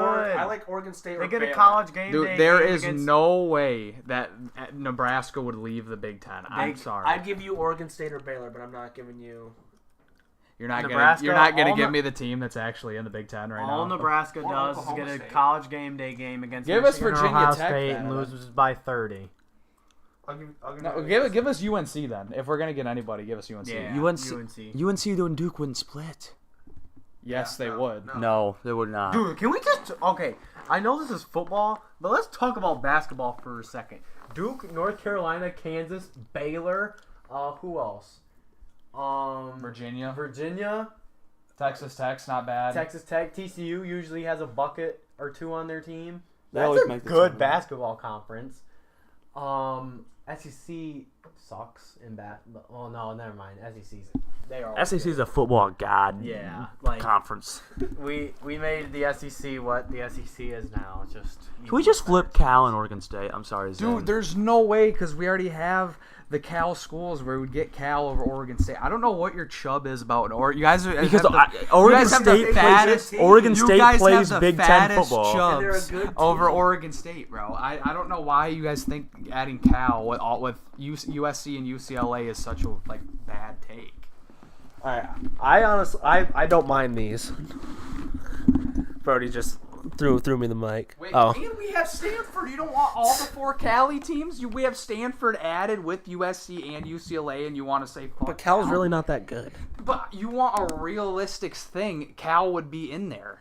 I don't think so. And Nebraska.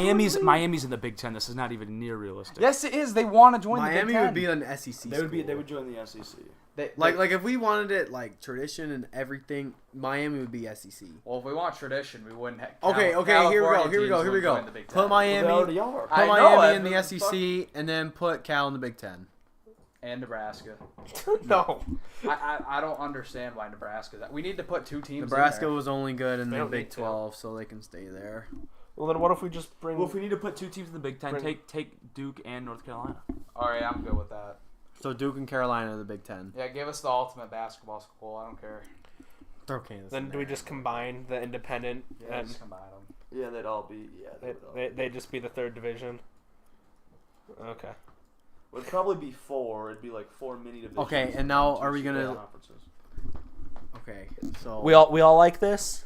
This works. It's all right.